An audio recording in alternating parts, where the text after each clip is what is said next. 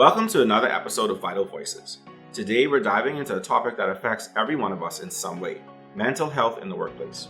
Whether you're an employee trying to balance work demands with personal well-being, or an employer wondering how to better support your team, this conversation is for you.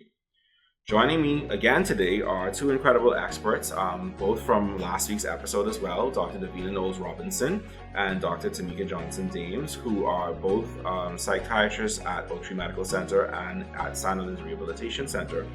And they have a deep understanding of how work impacts mental health and are well-versed in mental health advocacy and workplace resilience. So we are in for a treat today in this conversation, and together we'll explore burnout, the challenges of remote work, obviously coming out of the pandemic, and practical ways to create a healthier, more supportive work environment for everyone. So grab your headphones, settle in, and let's get started. Today's episode of Vital Voices is brought to you in part by Oak Tree Medical Center, Colina Insurance Limited, and Valor Security. So we're going to skip the pleasantries because we're going to assume that everybody has listened to last week's episode because everybody seems to have listened to last week's episode. Of course, because we're so dynamic. We're all friends now. So we'll dive right in.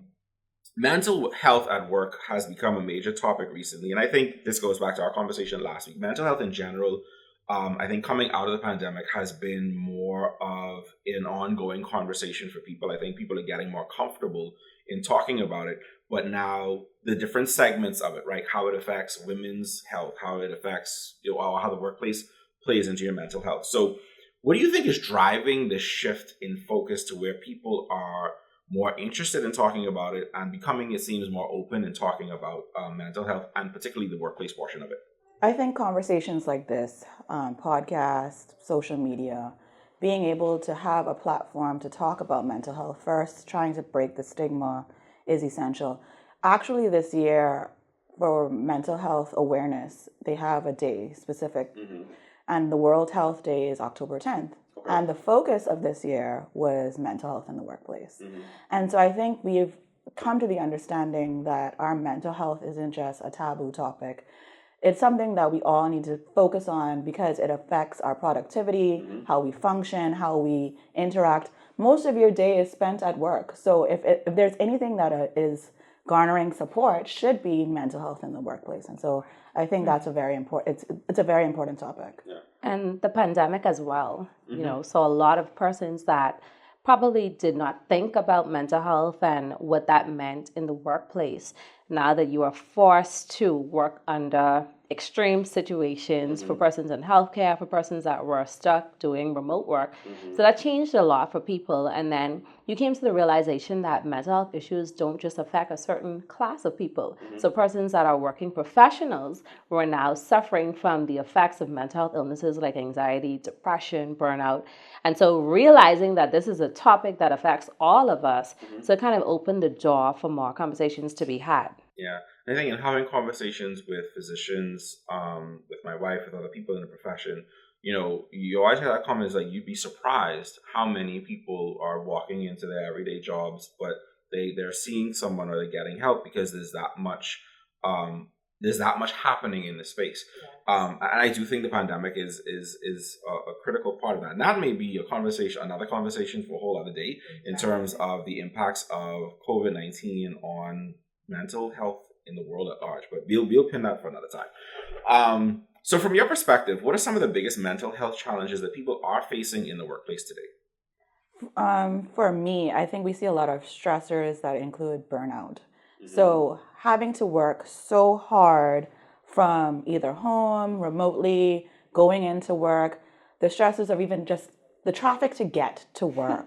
Traffic. Like if you're spending 2-3 hours in your car to get to a place that you're now spending 8 hours to be at, and your boss is telling you have to do 20 tasks within the day. So the stressors and nuances of every day-to-day life, and then your boss is telling you can't take your PTO and you can't take your time off because, we have everybody else taking time off, but that has nothing to do with me. So I'm overwhelmed. Home life is stressing me out. I have all of the other things at home. And then my boss is telling me I can't do, treating you like a child in some instances. And so it's just like, where do I go for a safe space? I don't have that safe space. Like everyday stress, burnout, job insecurity, because a lot of people got laid off during the pandemic. So it's just like, if I don't perform, am I going to get fired? So, I mean, you have those thoughts of job insecurity as well. And then just the workload, like depending on your profession, work can just be taxing because it is work. Yeah.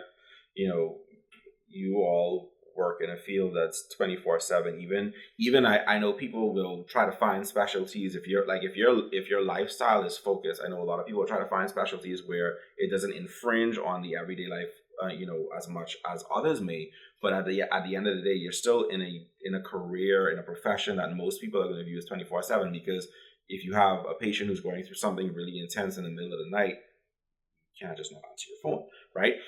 And then if you're working in the hospital environment as well, same thing, right? So it's this idea of you're always somehow connected to the work, even if you're not physically there. I know people like to compare, like, surgeons versus psychiatry. One is harder than the other. But there has been points where I talk all day. I mean, that's a part of the job. And you have stressful cases or situations. You could have a day where it was just very heavy. Like you have patients that are offloading on you constantly. So from you get to the job until you leave, that was your client list, right? There were times where I literally leave the office and there's a nurse coming to me and I'm like, don't talk to me, because I am now off. Like my mind is off. When I get home and I take a shower, like I take a 30-minute, like when they see the doors closed, they know, don't talk to mommy, don't talk to honey, because I'm like, I need to decompress and unwind. And I think that's very important. And sometimes the danger in that too is that you are so mentally fatigued, especially as a psychiatrist, that when you get home, your family may be dealing with issues, may have issues in your personal life, but you just feel so spent. Like I don't have the emotional capacity at this point to even deal with what's happening in my personal life. So yes, the walls are falling down here, but I've had walls falling down all day and I am unable to can. Yeah. I think burnout is a great place to start in terms of, kind of diving a little bit deeper into the conversation, because you hear people talk about it all over the place. You see, again, the New York Times, there's so much content that exists in this space. Oh, I've completely stealing out. Right? But you see so much content in this space about things like burnout. But how do people spot it? Like, how do you help someone who may be trying to figure out, like they've come to you, they're saying, well, I'm having some difficulty. They're not able to kind of pinpoint where it is. So if burnout is the issue, how do you help them to find it? And then where do they go from there? So burnout can definitely manifest itself as chronic fatigue. So you may find that there are times where it's like I slept through the night. I didn't wake up. I was tired. I went to bed, but I'm on my job and I'm still really, really exhausted, and I can't explain why. You're drinking coffee, several cups. Starbucks is your best friend, and that's still not doing the trick. And you realize that you're not as efficient as you used to be. The knowledge is still there, but sometimes you feel like the concentration is poor. And that kind of ties in with when we start screening for depression, because those are also symptoms of depression that people can also have. So persons may sometimes even say that they feel detached. This is a job that I love, but I don't have the passion for it anymore because I'm so exhausted, which is why when Davina mentioned encouraging persons to take personal time off, that is so needed. Sometimes you need to rest and reset. And when you don't do that and you're going and going and going, you go at work, you go at home, and you're not taking a break, you're going to feel that physically, mentally, and emotionally. So what kind of work environments, and this is not to say like a specific career or job, but like just the environment itself, what kind of work environments or practices in workplaces tend to contribute most to burnout? So definitely high stress environments. Environments where, we like to use this word toxic, where there's a toxic work culture, where there's lack of respect, where there's lack of boundaries, where you go to work and you don't feel like your work is being valued. You don't feel as though you are appreciated. Those are some of the things that affect persons again, mentally and emotionally. Persons that work significantly long hours. So you are at your job from sun up to sundown. You're working 7 days a week, sometimes even on holidays where you want to take time off, but you feel so stressed and overwhelmed with your workload that taking time off seems like it's going to do more harm than good because you have deadlines to meet. Right. So those are some of the environments that kind of lend itself to persons feeling burnt out. Yes, for sure. So you mentioned the toxicity. So work culture is very important to recognize. If your work environment is stressing that you just need to be a workhorse, that type of environment can bring on burnout because you're striving to be perfect when we live in an imperfect world. So you cannot work the whole 365. You need to take breaks, understand, and I'm a very big advocate in any speech or talk that I do, implementing mental health days. We don't talk about it enough because I feel like we think that the people will abuse those days. But if your colleague or your employee tells you that I am not well and I need a day because I am burnt out, listen. If they are now to the beach or at the spa, that is what they're doing for their mental health. Like, they're not lying. Don't judge them because that is what I needed. I do firmly believe in that. I used to do that. Any job that I've been on, if there's that moment where, if I go in today, I may lose my job because I may lose it, then I'm not going into work today. And that brings me to like another point of micromanaging and autonomy. So if the person feels as though everything you do, I'm going to be on you and I have to do it, well, then you should do it. Because if you feel like I should do it like you, then do it. And it has to be done this way. And you're going to watch me for the next 8 hours. Are you doing your job? Like, is your job just to watch me then? And so that lack of autonomy, I feel, causes the burnout as well. So being cognizant as HR or the boss is very important to watch these signs because that can definitely trigger the burnout in the person. And being compassionate because sometimes you may have really good workers and you realize that this particular day they're not on their A game, something is clearly going on, and if you just brush past that, someone that is struggling mentally with a situation, they realize that no one cares that I'm going through my own battles. They're just concerned about the bottom line. That's going to affect their productivity down the road. It may not affect it that same day, but over time you take a step back and you're like, well, you know, if something happens to me today or tomorrow, if I die, they're going to put a wreath on the door. They're going to drape this chair with a black cloth, and that's going to be the end of that until they find a replacement. All of my patients that so you have to pay attention to person's mental and emotional needs on a job. Now, I promise for my listeners, if you're someone who is in executive level leadership and you're listening to this, this is not going to be an employer bashing conversation. Some of it will be. It's not going to be entirely that. So stick with us as we go through it. But speaking of employers, what are some straightforward ways that leadership, whether that be ownership, management, executive level management, the C-suite boards, can help to create a culture that reduces the risk of burnout? So we could start small and then try to make it bigger. But creating safe spaces, right? So encouraging regular breaks. Don't expect the person to work the full 8-hour day because we're not slave horses, right? So you should encourage regular breaks. So if someone is saying, well, I'm in the break room, I'm doing just that. I'm taking a break. And not saying, well, you need to get back to work. Offering flexible schedules, like you said.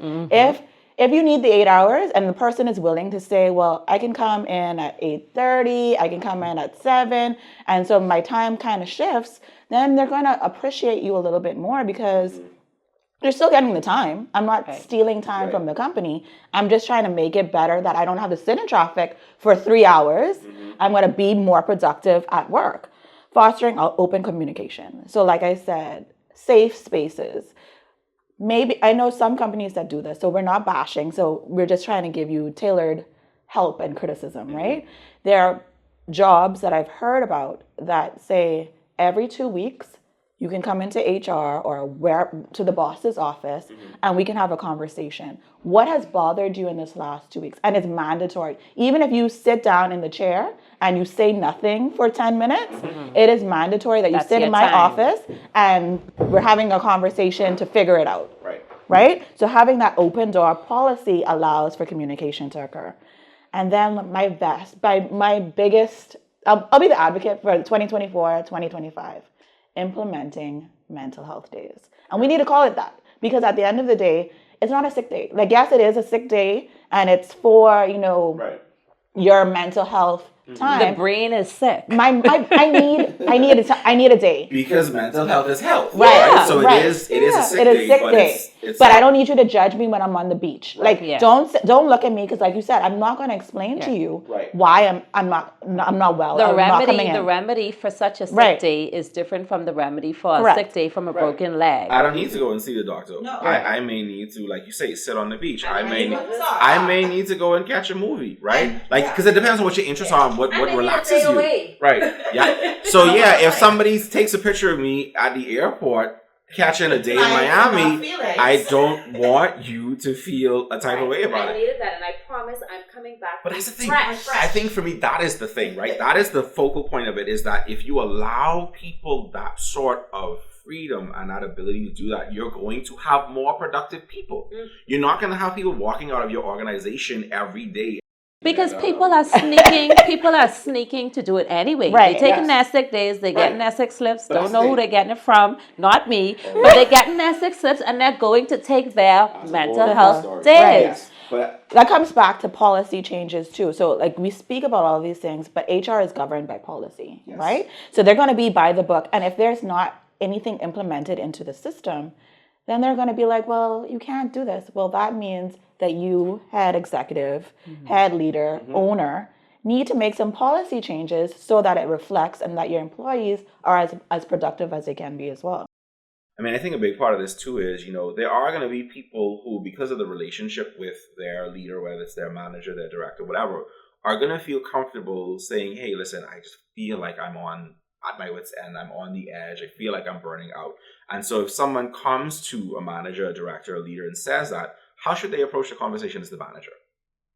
Like, what advice would you give to a manager who's in that position and how to navigate that? Because it's delicate. Right. So the first thing is to be open to what it is they are saying to you, to be willing to listen first and foremost, and not judge or criticize. Sometimes people find themselves saying, "Oh, well, I did it when I was in your position. When I was a worker, I was able to work this amount of hours, and I was the black going straight." Syndrome. I've heard people say that their bosses. Exactly. And I had 3 kids and a husband, and my dog died, and I still showed up to work. Do not expect yourself from others. No. What you are able to endure. Think that what you did was healthy. That part. We spoke about that in the last pod, right? Where mothers would say, or grandmothers would say, well, and the same point is even illustrated here. Just because you did it does not mean that it was a healthy environment for you. Right. And it should be a healthy environment for me. And we have learned, and that's the beauty of education and growth and learning, is that I don't have to do the same thing that my father did, my mother did, my grandparents did, because I'm now learned. I have more information, I have more resources, more tools. And so with that tool, I'm now going to pave a better way for myself. Right. And it doesn't mean that I'm trying to be lazy. No. I'm going to be more productive. Yeah. So now we have bots doing things, AI doing things, because there was somebody that was innovative and said, well, I didn't have to work hard. I could work smart. And I want to go on a limb and say this, and this is for our medical community. This whole concept of the 24-hour call, and then after that 24-hour call, the employee then starts a new day. That is the most dangerous and crazy thing I've ever heard. But as far as a lot of people are concerned, that it is what it is. This is your profession. That is so unhealthy. People are tired, and if you are tired, you are bound to make mistakes. You're bound to be disgruntled. So I feel like that a lot of times as an employer, as a manager, you have to take a step back and look at, okay, this is what this person is expressing, and we definitely need to make some changes. Yeah. Right. But I think that's a part of the challenge too, is like people will say, well, I went through the same toxic culture and came out on the other side, so you should too. But it's just like you said, people are learning and understanding better how they work, and you might be broken. Right? The person was saying, well, I did it and I'm here. you might be broken, and you might be helping to break another generation of people coming behind you. So it's important to be able to recognize that just because that's the way you did it and you think you're okay, because I'm going to say you think you're okay, right? Some of them may be. But just because you think you're okay doesn't necessarily mean that you are. And it also doesn't mean that you should be perpetuating that down the line, because then you exacerbate and you have a culture that's going to continue to regenerate every time you have a new set of people coming into the organization, whether it's a new set of residents coming into that system, whether it's new employees coming into any other environment. So what is interesting that's happened, and I think, this obviously ties in with where COVID fits into the conversation. Obviously, one of the things that's popped up in the last few years internationally across the world and here as well is remote work. And remote work has brought flexibility, but I'm sure it's also brought challenges. How does working from home impact mental health? Because I think some people look at it as like, oh, this is great. You get to work from home. You have like I had people who would say that, I'm like, you're navigating now working in an environment where your personal and your work is happening at the same time and in the same space. And even though the in the moment interaction may be fine, sometimes it's just difficult to know the separation between church and state. So without me getting too far into it, but how does working from home impact mental health? So yeah, you said it. You said exactly what I had in my mind. I remember during the pandemic, I envied for a short while the persons that were able to work from home, because I said, y'all don't even have to bathe. Like, y'all could just get up and start working. Like, nothing has to happen for you to get your day started, and the rest of us have to get up, get dressed, go on the road. So yeah, we didn't have the traffic, but you're still constantly going while everybody else is at home. And then I took a step back and I realized, but do you want to be constantly working all the time, every day, all day in the same space that you eat, that you spend time with your family, that you play with your kids, that you watch TV? Like, there is no separation, and that takes a toll on your mental health, because then you can't find that separation between this is work and this is relaxation. And the brain kind of combines those two things as one. So the brain has a hard time separating this is a workspace and this is a rest space. So then you're constantly on go, and that breeds anxiety disorders. So a lot of people developed anxiety during the pandemic because of things like that. Not only just not being able to separate church and state, it's that social isolation, right? So when you go into work, you have your colleague who might be on the side of you, who might bring you the coffee, and you get to kiki a little bit more. Zoom, you can't have that connection because you're always at home. So even now it's like, okay, well, I do everything from here. My gym is here because I bought weights during the pandemic. I'm now, doing everything at home, so you don't have that social connection. So there's social isolation that, develops throughout that space. Then lack of discipline, because now if I was spending 8 hours to work because I had to go there and go in, I'm kind of tired of that space and I'm leaving. It's like, okay, I have this project and I'm going to get into another project because I don't want to leave. Like, I'm already in this good groove. I don't have to leave to fight the traffic. I'm going to spend another 30, 40, 2 hours into this project. So I can speak from personal experience. The difficulty with it is you could just do more work, right? And so it'll be 5 o'clock, and then it'll be 7 o'clock, and then it'll be 9 o'clock. And then obviously working in a field where my particular arm of the work wasn't 24/7, but the company is. And there'll be things that, because it's 24/7, there's going to be someone who can send you an email at 8 p.m., 9 p.m., midnight, and if you just still, because you just was going from one thing to the next, now it's midnight and I've literally been working since 8 a.m. So you're not disconnecting. And do you create a boundary? No. Do you say that this is my cutoff point, and even though I am home and even though I saw that email pop up, I'm not responding until tomorrow? 9 times out of 10, a lot of people still respond. And you know what it is? Because there's a feeling of, and I think it goes to your point, right? Initially, like you said, like you're so envious. I think there's this feeling of, are people going to think less of me because I'm working remotely? And therefore now you feel this almost pressure to do more because this is the idea that you're doing less because you're not in the work environment. So you're over-delivering, over-promising, trying to be more perfect. And now that's driving, like she said, anxiety, driving depression, driving all of these other, what we call mental disorders. And you're not even thinking about it because you're just trying to be the better you. But in the same sense, making yourself have these different pathologies And at the same time. on the flip side, for some people, they're probably not even overperforming. They may be underperforming because I'm at home and I'm distracted. Right. Yeah. So I'm on the computer and I'm just going to touch the screen every so often so that y'all can know that I'm online. I know what y'all is do. And then I watching Netflix because I have other things that I could be doing. Or you on the road running errands with your computer, but not really doing work. Oh, yeah. So that talks about, doing things just out of habit, right? Right. So that brings another question to the manager's mind. Why are we doing this? Is this adding any benefit, or is it stressing my employee out just to say that it's being done to have a checklist? So in terms of making changes to the company, don't do something just because it's one, always been done, or two, you're having this checklist. Yeah. Is this making sense? Am I causing more burnout? How can I rectify the situation? Because I don't need to have the meeting every week, because this is not even changing the dynamics of it. Having worked through that, I think there were a lot of places that when they went to remote, there was this explosion of meetings. Because now all of a sudden, well, you're not in the office, but I have you in 2, 3, 4, 5, 10 meetings every day. Like, I remember there was somebody who I was working with and I was trying to set up a meeting. So we had the ability to see other people's calendars. So I'm looking at a calendar and I'm like, but friend, right? There's not a single half an hour window for the next 2 weeks. And it's all standing meetings. And I'm like, how do you survive? Because when do you work if I'm in meetings all day? When does the work get done? That means the work is getting done after hours? That is a common refrain. It's like, y'all want me in the meeting or y'all want me actually doing the work? Because I can't do the work if I in meetings every waking hour of the day. So going back to the concept of remote work, what advice would you give to employers who are looking to support remote staff who feel, you mentioned the social isolation, disconnected, like what can be done?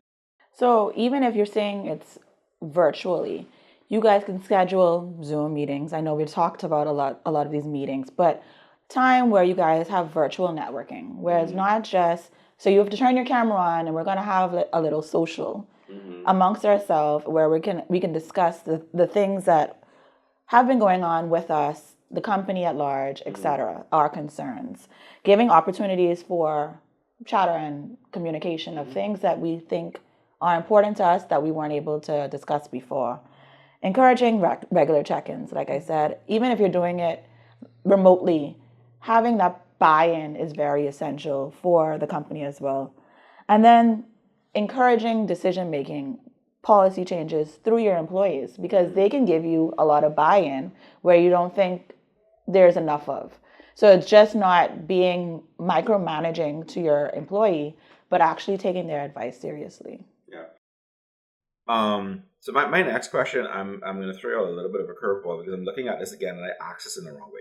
So the initial question was, how can companies ensure that remote employees maintain a healthy balance between work and personal life? But I've come to learn from my experiences that responsibility falls more on you as the individual and as the employee than even the manager or the company.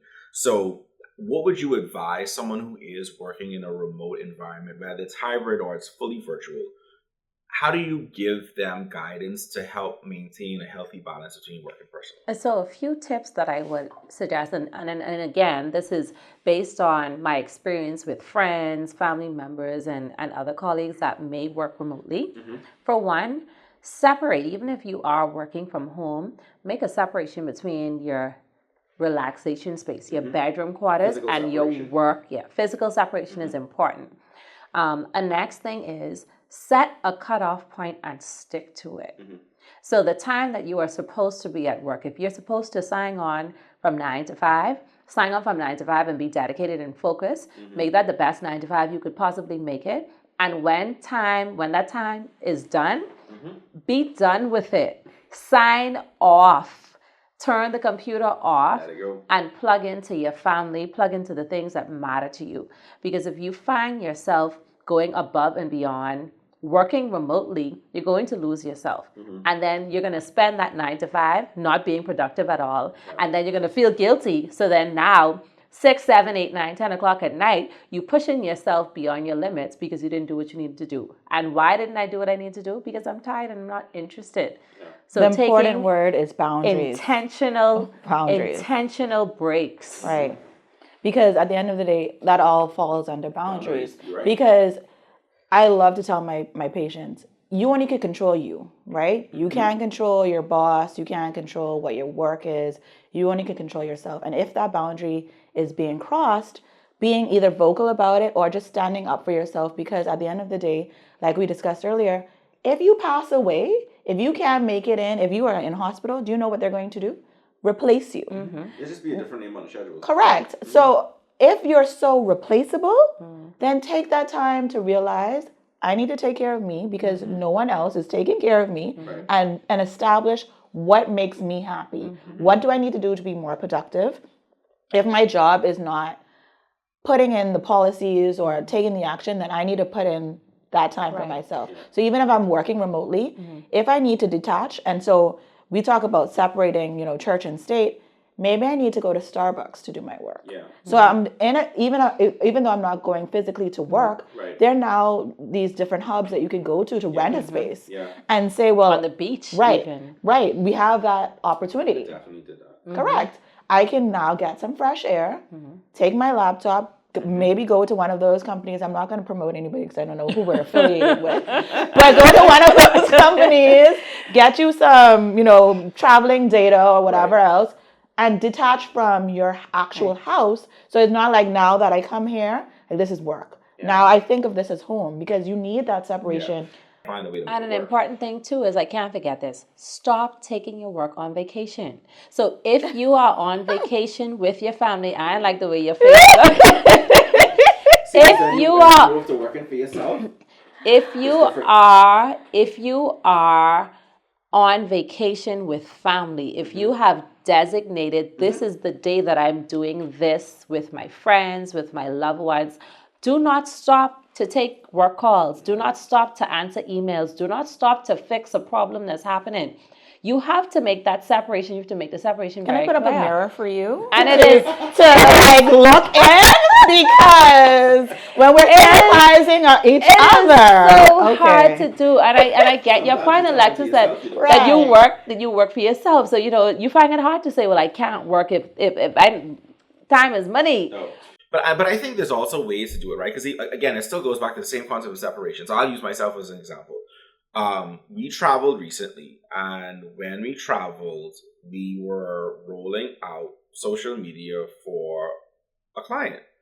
And I'm like, okay, so we're rolling it out, we're away, but the rollout is not going to stop because we're away. So I segmented it so it was maybe an hour or two in the morning that was done, and then I wasn't really doing that after that, right? And so you find ways to make it work. Because again, when you're working for yourself, it's a little bit different, but then you still don't want it to be where you're just open to every client all day, every day when you're on vacation. No, so boundaries are different. Right. So it doesn't necessarily mean an absolute. Because for you, it might mean not taking the laptop at all on vacation. Right. But for another client or another person, it's, okay, I'm designating the first 2 hours of my day when my family is asleep anyway. Right.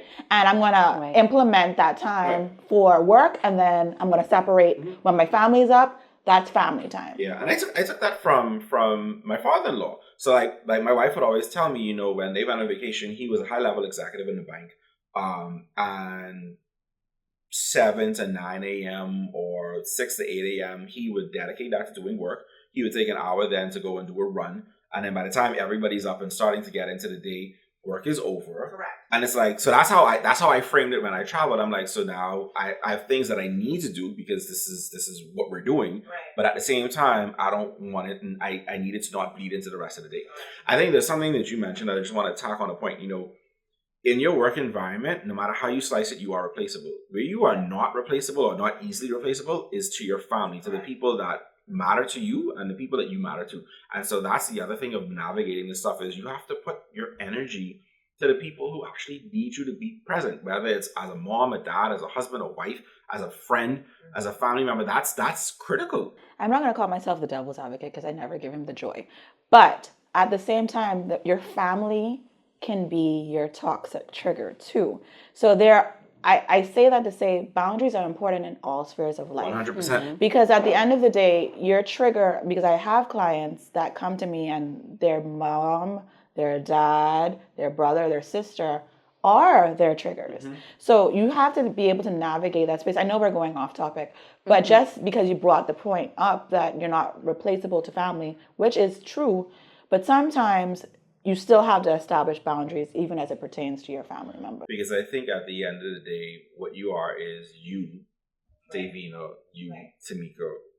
Then you are, you know, in order of a mom, a wife, a physician, and all of those spheres have to be catered to separately, right? Because what Davina may need today may not be what Davina's family needs, but it's what they need because Davina needs to be well. Right. I use two analogies for that same example. The first is when you get on the airplane, the stewardess, they give you the instructions of the plane. Put your mask on first and then help your baby, your loved one, the person that can't do it. Because if I don't have the oxygen and I pass out and I die, how is that going to help anybody else?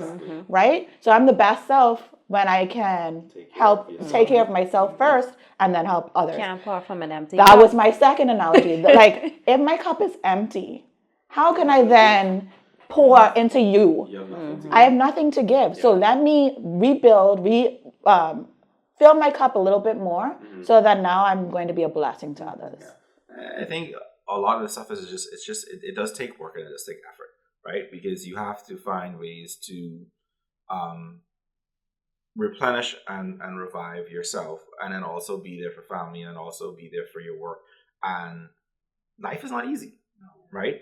But at the same time, it is important that to be your best self. Because I think sometimes people go too far, right? And then they will say, well, it's just me here. No. Like, no, you still have your spouse, your children, the house, everything. Right. But, you know, at the same time, that you do still need to find balance. And I think that's the boundaries conversation is, again, it's a whole other... That's it's a whole other conversation. Yeah, it's the world of conversation. So let's move into how people can help to build a supportive work culture. So we're going to fold in a couple of these things into one. But leadership obviously sets the tone for workplace culture. No matter how you slice it, the people at the top, everything trickles down.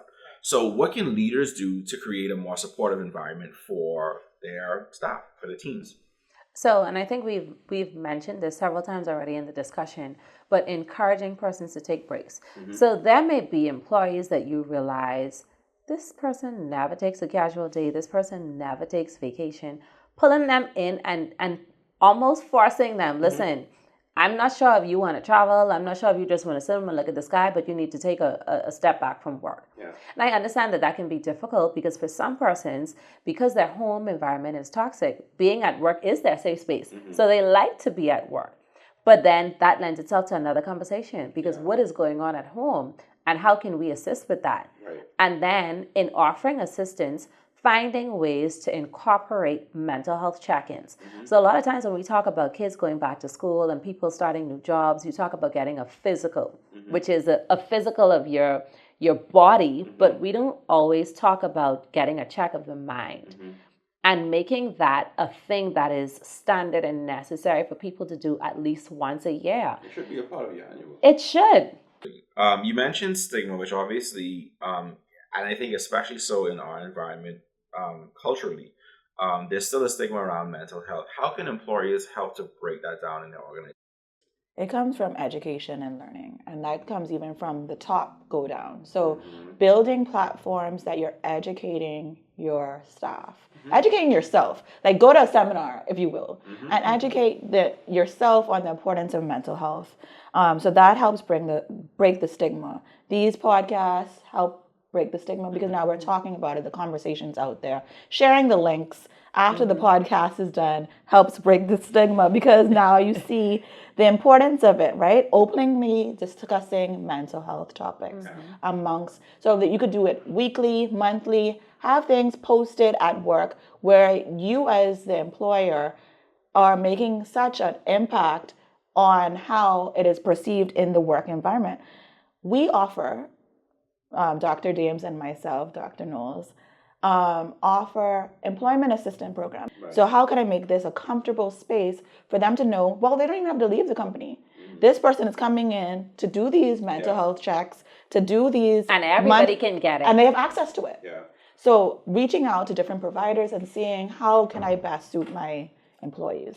And I think too, when we talk about decreasing stigma, so making something more culturally acceptable also involves putting things in your policies. And we spoke about policies early in the thing. So, for us as physicians, we have to get our BLS certifications. Depending on where you work in the hospital, you have to do ACLS. So when you look at mental health, it should be something where you've set a policy that, did you get your mental health screen?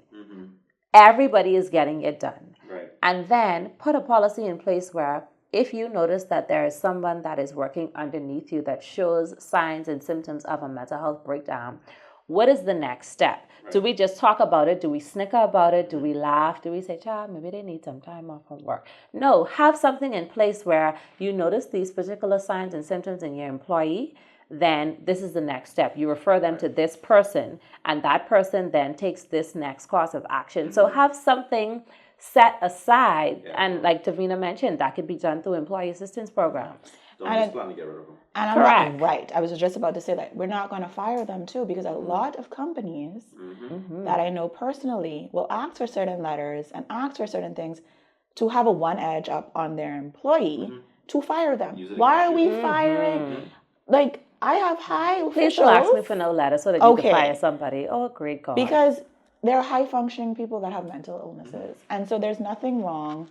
It's that comment. You would be surprised. Right. So at the end of the day, it's breaking the stigma, and everybody can do it. And I'll add one to that. Just be real. Like, I think what happens sometimes is people hear things like this and they're like, oh yeah, we have to do that. And they do this like this. It's almost like you just put wallpaper over a very rotten, disgusting wall. And you're saying, you're fine. We doing. No, be real. Like do it with the actual interest of your employees at mind, not just your bottom line. Because if you think about it, if you're treating people well, they will give you their best. And if they're giving you your best, your bottom line should improve. But if you pretend to treat them well, they will pretend to give you their best. And then your bottom line will not improve. It will actually get worse because you are creating a cyclical culture of, well, they ain't checking for me, so I ain't checking for them. Putting a Band-Aid on a gushing wound. That. But I will give kudos. There have been, Dr. Knowles and myself can attest to this. We've done several talks within this past year alone at organizations, schools, companies, you name it, that have brought us in to talk about mental health in their workplace, in their employees, and how to support each other, how to support themselves, both on the job and at home. So I think conversations like those are important because a lot of times when you get feedback from the audience, people will tell you that they're struggling, or they will kind of allude to the fact that they know someone else who is struggling. So being able to provide persons with the tools, though they may not be a professional, but giving them that information so that they can recognize signs and symptoms and know what next steps to take, that's also so very important. I guess speaking to that concept of being real, how can managers check in with employees in a way that does feel genuine and supportive? Because like you said, you don't want it to be doing this where you're just trying to get a letter so you get rid of someone. So, like we mentioned before, if you make it, Davina had mentioned that there was some company that had a set check-in time where this isn't something that I'm calling you into the office and you have to be nervous and afraid because they calling me in because something bad happened. If you know that you have a set time, that this is my office hours, so to speak, where I typically go in and they allow me to speak and to vent about what's happening and how I've been feeling, then you kind of know that this is a safe space and I feel open enough because they expect me to offload and to say how I feel. And if you find that having a group of people talk to one person that's the head, doing a mentorship program. So you have a certain levels, in our profession, we have SHOs, registrars, consultants. In other professions, they have the line staff, they have the managers, they have the senior managers. So having a mentorship program where you have persons that are under you and it is your responsibility to have check-in periods with them, where it becomes a little less structured. So people feel a little bit more comfortable speaking, and it doesn't even have to be at the office. You can have where this is your designated check-in period, and try to find a time outside of office hours, outside of the work environment to check in. Yeah. People love food. I love a good meal. Yeah, I think the important thing there too is modeling, right? Because I imagine that's a critical part of this. We talked about, in your environment, in other environments, people would be like, well, this is the way I did it. But how important is it for leaders to model healthy, engagement with work, healthy management of their portfolio, their stressors? How important is that in then the interaction that line staff or people who are there down line, like how do they manage? So in the Bahamas, there's this saying, don't do as I do as I say do, right? And that is so old school because, like you said, this is a different generation, and the generation even under us are very vocal. They're very... They are no limit. They would tell you very quickly how they feel. So at the end of the day, you can't fake it till you make it with them. So you have to not have that mentality and say, well, if I'm encouraging mental health days, if I'm encouraging work-life balance, if I'm encouraging boundaries, and I've now accepted and understand the importance, then I too need to start doing those things, because the people under me aren't going to just do as I say do. They're going to watch you and be like, well, you don't do it, but I'm going to do my own thing over here. Right. Because that's going to foster the toxic culture. And we use that word very loosely, but at the end of the day, it is true. So the best way to avoid having that toxic culture is not doing as I say do, and do as you've been learning through this podcast, taking your mental health days, setting boundaries, opening communication, all of the things, do all of them, and then, your work life will get a little bit better. And I'll share a transparent story. When I first started working at SRC, that's Sandlands, by the way, my very first unit, I remember my consultant, big ups to him. I had just started. I came from PMH. I didn't know anything about casual days. I mean, of course, that was a thing, but who really took those, right? And he said to me, you have casual days to take, right? And I was like, okay, so like, first of all, put them in. Then he's like, yeah, you need to take some. Like, I was encouraged to take time off. So I think seeing that it is the culture, like they definitely do tell us. We won't talk about the other place. Where they tell them you have to earn. Yeah, that's a new thing. I'm talking about my experience. So when I first came, it was definitely take your casual days. Right. You have this amount of vacation days. You have this amount of casual days. Take them, because I'm going to take mine. So watching people pay attention to their family life, watching people take care of their mental health, it trickles down, because then you don't feel guilty. If you see your boss working, you kind of feel like, well, where I going? Talking about I need a break every 2 weeks. But then if you see your boss saying, no, child, I need to de-stress, I need to unwind, then it feels a little bit more encouraging that I too shall de-stress and unwind as well. So let's try to give some concrete advice because I think we did a good bit of talking to employers. If an employee is feeling overwhelmed, what's the first thing that they should do? Pause. Take a deep breath in, hold it for 4 seconds, blow out, hold it for 4 seconds, cycle that for 10. Take your breaks, have your moment. If I need to go to the bathroom and de-stress, if I need to go outside and breathe, do what you have to do. Set your own boundaries, because like we said, you will be replaced. Yeah. So what do I need to do? Do I need to go to the psychiatrist because I know that I'm seeing the signs within myself? Use available resources. Right. The resources out there. So knowledge is power. These are the tools, but now how do I access the care? Yeah.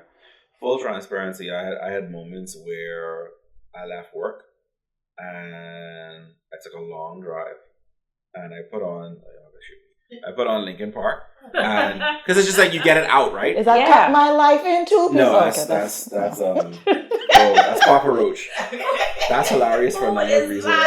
No, that's funny because people used to tell me that I look like the lead singer of that band. So that's particularly funny. Okay. No, but it's just because for me it was like you scream the song out, and it's out. Whatever that feeling was, it's out, and it's out in a way where I'm not offloading it onto my wife, onto my kids, but I'm getting it out of my system. Now, y'all can tell me that's healthy or unhealthy. It's healthy because I actually told patients to go to the beach.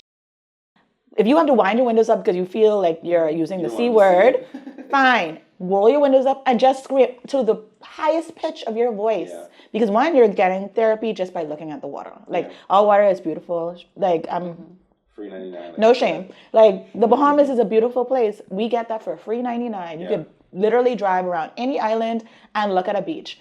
Free therapy. Yeah. Sit out on the beach and scream to your heart's content. Mm-hmm. Because just getting it out does the world of a difference. And if those small things don't cut the trick, do not be afraid to ask for time off. Makes no sense sitting at work if you're not focused, if you can't function, if you can't be productive. You're just wasting space. You said something very important in that where toxicity can find you anywhere. And so people have this belief that if I leave or if I step away, that things are just going to get better. The grass is greener where you water it. Mm-hmm. Not on the other side. It's because that same culture can find you in another space. So it's not just about stepping away or detaching from that one thing. Mm-hmm. It's figuring out what my triggers are. Right. Who am I? Mm-hmm. What do I need? What do I like? What do I dislike? Mm-hmm. How do I deal or navigate this space? Yeah. What are my boundaries? So it's not just about detaching, but figuring out what it is that I need to water my grass. From a general standpoint, and you can answer this both from the employee side and the employer side, are there any resources or tools that you would recommend for people on either side of that spectrum who are looking to learn more or get help? One, come and see your psychiatrist. You should have an annual physical, just as you do your regular checks, right? So your annual physical and your mental checks. Mm-hmm. Why don't you have a psychiatrist? And what better psychiatrist than Dr. Dames and myself, Dr. Robinson, right? So there's that. Companies, as we spoke about, employment assistance programs. Okay. There are specialists that offer that as a service. So you don't just look for your employee to just go out there and find us. You then bring us in. Yeah. So monthly, you know that your employees are taken care of. Mm-hmm. So they're both sides of the stream, but I feel like those are the biggest things that after a while, if those are implemented, everything else will follow. And then there are smaller things too. So we talk a lot about boundaries and taking time to rest and reset, but we need to get back into the culture of exercising. Mm-hmm. And exercising doesn't have to mean that you join a gym, right? We go to the gym, but that's not everybody's cup of tea. But you can go to the park, you can go on the beach and take a swim. You gotta be a certain level of skinny to go to the gym. All shapes and sizes, but exercise is so critical. Yeah. Paying attention to diet. So dietary changes can definitely affect mood and how you perform. Mm-hmm. Alcohol, drug use, those are some of the things that also affect your performance on a job and affect your mood. Mm-hmm. So looking into your mental health encompasses a whole wide variety of things. And so you have to be cognizant of you as a whole body. Just to add on to the exercise thing, I've seen videos with people who are doing like chair exercises, things like that. I think that's another thing. Again, practically, there are a lot of different ways you could tackle this, even if you have other health challenges, physical challenges, things like that. There are ways to kind of get it done. Right. There are things that are free 99. Like we use these things that are almost different appendages called smartphones. Mm-hmm. And we don't use them for their capabilities. So even with the New York Times, why aren't you utilizing it for the benefits that it does have, right? So there are resources that are out there. So you don't have to go to the gym and spend $430 every 3 months. You can literally go to your back door and flip a rock or they're do jumping jacks. Find a workout on YouTube that's literally free on the device that you have that is attached to your hand. And you don't even need your own weights, cans and the cover. The water bottles, gallon bottles, those things are free. So obviously you want to give people an opportunity to know where they can find you. So how do people get in contact with either of you if they're interested in finding out more, if they want to book a visit, if it's an employer who wants to set up, maybe an employee program like you were talking about, how can people get in contact? Once again, so email or telephone. So I'm Dr. Johnson-Dames at oaktreemedicalcenter.com. Davina is Dr. Knowles-Robinson. No, Dr. Knowles. Dr. Knowles, point blank, at oaktreemedicalcenter.com. And then the office phones are 825-4674. That's Oak Tree Medical Center, East Street South. And then Oak Tree Medical Center, the specialty clinic is 605-2030. So those are the two ways that you can reach us. And by all means, if you are listening to this podcast, if you see us on YouTube, send a message in the comments, let us know, and we'll try our best to track you down. So 816-6463. Like, we are definitely very proactive in the thinking. So even our cell phone number, so that is our personal work phone. So if you want to try to get the employment assistance programs out there, you can contact us at 816-6463, 816-MIND. Awesome. Thank you again so much for your time. There's probably a litany of conversations coming out of this space. But this was a very good one. And hopefully for our listeners, whether you're an employee or an employer, whether you're someone in leadership or not, hopefully you've gotten some advice and things that you can take into action to help and make the workplace environment healthier and less toxic. All right. So thank you both for your time. Thank you for having us. We'd also like to give a special thank you to today's sponsors, Oak Tree Medical Center, Colina Insurance Limited, and Valor Security. All right, and that wraps up this insightful conversation on mental health in the workplace. Again, a huge thank you to Dr. Davina Knowles-Robinson and Dr. Tameka Johnson-Dames for sharing their expertise and practical advice. We've learned so much today about recognizing burnout, navigating remote work challenges, and creating a culture where mental health is a priority. Remember, whether you're an employee or an employer, even small steps can make a big difference. And if you found this episode helpful, don't forget to subscribe, share it with your network, and leave us a comment. It really helps us to reach more listeners like you. Until next time, this is Vital Voices, where we amplify the conversations that matter most. Take care and be well.